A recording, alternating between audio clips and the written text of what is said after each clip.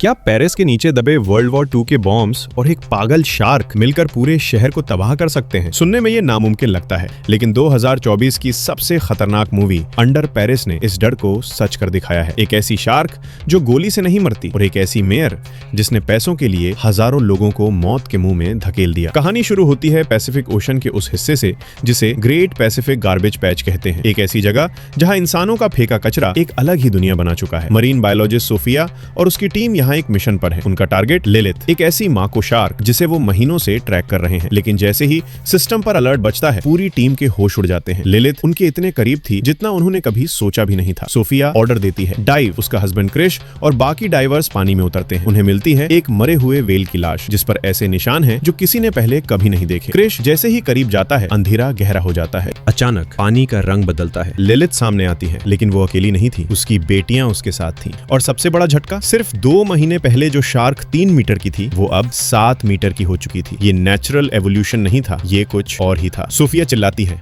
Sample लो और बाहर निकलो। लेकिन लिलिथ को अब किसी लैब का हिस्सा नहीं बनना था। एक झटका और कनेक्शन कट। सोफिया जब तक नीचे पहुंचती है, उसे मिलता है सिर्फ अपने हस्बैंड का कटा हुआ हाथ। टीम खत्म हो चुकी थी। सोफिया खुद को एक जाल में फंसा लेती है और लिलिथ उसे समंदर की उस गहराई में खींच ले जाती है जहां से कोई जिंदा वापस नहीं आता। लेकिन सोफिया बच जाती है, शायद इसलिए ताकि वो दुनिया को उस तबाही के बारे में बता सके जो अब पेरिस की तरफ बढ़ रही थी। 3 साल बीत चुके हैं। सोफिया ने शार्क ट्रैकिंग छोड़ दी है, लेकिन उसने एक बात नहीं जानी, लिलिथ ने उसे नहीं छोड़ा है। रिवर सीन के नीचे कुछ ऐसा मिलने वाला है जो पेरिस के हर इंसान की नींद उड़ा देगा। 3 साल बीत चुके हैं। सोफिया अब एक म्यूजियम में बच्चों को समुद्री जीवों के बारे में बताती है। एक ऐसी जिंदगी जो उसने अपने पति की मौत के बाद चुनी थी। लेकिन पेरिस की रिवर सीन जो ऊपर से शांत दिखती है, अपने अंदर एक ऐसी दहशत छुपाए बैठी है जिसका अंदाजा किसी को नहीं था। कुछ लोग नहाने गए, लेकिन वापस सिर्फ उनके जिस्म के टुकड़े आए। पुलिस को नदी के किनारे से पुराने वर्ल्ड वॉर 2 के बॉम्ब्स मिल रहे हैं, लेकिन उन्हें लगता है ये बस पुरानी हिस्ट्री है। वो ये नहीं जानते कि असली खतरा उन बॉम्ब्स से ज्यादा खतरनाक और जिंदा है। सोफिया के पास आती है नूरा, एक जिद्दी एक्टिविस्ट। वो एक ऐसा सच बताती है जो साइंस के हिसाब से नामुमकिन था। लिलिथ, वो म्यूटेंट शार्क, अब पेरिस की नदी में है। सोफिया का पहला सवाल, एक मां को शार्क मीठे पानी में कैसे जिंदा रह सकती है? जवाब था एडेप्टेशन। पोल्यूशन और क्लाइमेट चेंज ने लिलिथ के डीएनए को बदल दिया था। वो अब सिर्फ शिकार नहीं कर रही थी, वो इस जहरीले पानी में इवॉल्व हो रही थी। सोफिया को यकीन नहीं आता जब तक वो ट्रैकिंग सिस्टम पर उस रेड डॉट को नहीं देखती जो ठीक पेरिस के दिल में धड़क रहा था। नूरा और उसकी टीम को लगता है कि ये शार्क बेचारी है और इसे बचाना चाहिए, लेकिन सोफिया जानती है लिलिथ एक मशीन है जिसे सिर्फ एक ही चीज आती है, मारना। नूरा चोरी छिपे नदी में उतरती है, ये दिखाने के लिए कि शार्क्स दुश्मन नहीं होती। सोफिया उसे रोकती है, पुलिस को कॉल करती है, लेकिन देरी हो चुकी थी। रिवर सीन के नीचे पुराने टनल और सीवरेज लाइंस का एक ऐसा जाल है जहां इंसान सदियों से नहीं गया। लिलिथ ने वहां अपना नई दुनिया का हेडक्वार्टर बना लिया है। और जब पुलिस को एक लाश मिलती है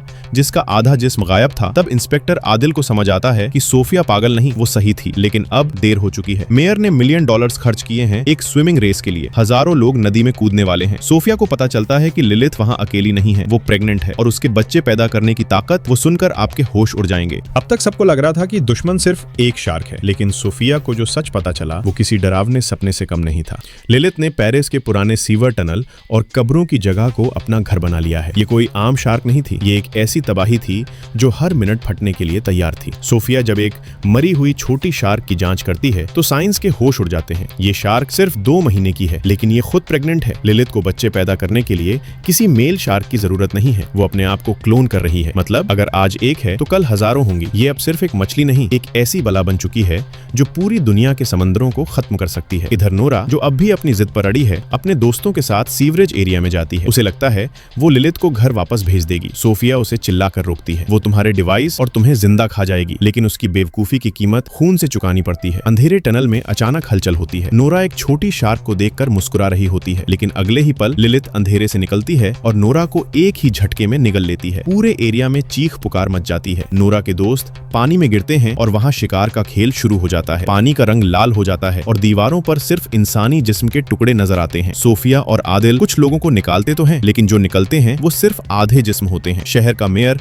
अब भी इस सच को छुपाना चाहता है क्योंकि रेस कैंसिल नहीं हो सकती। लेकिन सोफिया जानती है अगर उन बच्चों को अभी नहीं मारा गया तो अगला नंबर पूरे पेरिस का होगा। प्लानिंग शुरू होती है, उन्हें वहां बॉम्ब लगाना होगा। लेकिन उन्हें नहीं पता था कि नदी के नीचे पहले से ही वर्ल्ड वॉर 2 के सदियों पुराने धमाका करने वाले गोले दबे हुए हैं। एक छोटी सी गलती और पेरिस नक्शे से मिट जाएगा। पेरिस अब 2 हिस्सों में बढ़ चुका था। ऊपर मेयर अपने करियर और पैसों के लिए जश्न मना रही थी, रेस शुरू होने वाली थी। लेकिन नीचे सोफिया और आदिल मौत के मुंह में जा रहे थे। मेयर के लिए ये एक त्योहार था, लेकिन सोफिया के लिए ये एक खुदकुशी का मिशन। सोफिया जानती है कि गोलियां लिलिथ को नहीं मार पाएंगी। उन्हें उनके घर को धमाके से उड़ाना होगा। आदिल और उसकी टीम नदी के नीचे बॉम्ब लगाने उतरती है, लेकिन यहाँ एक ऐसी चीज है जो सोफिया ने भी नहीं सोची थी। रिवर सीन के नीचे सिर्फ कीचड़ और कचरा नहीं है, वहाँ वर्ल्ड वॉर 2 के सदियों पुराने गोले और बॉम्ब दबे हुए हैं। ये बॉम्ब इतने नाजुक हैं कि अगर एक छोटा सा धमाका हुआ तो ये एक ऐसी लहर शुरू कर देंगे जो पूरे शहर की बुनियाद हिला सकती है। ऊपर मेयर हॉर्न बजा देती है, गो! हजारों लोग पानी में कूद पड़ते हैं। उन्हें लग रहा है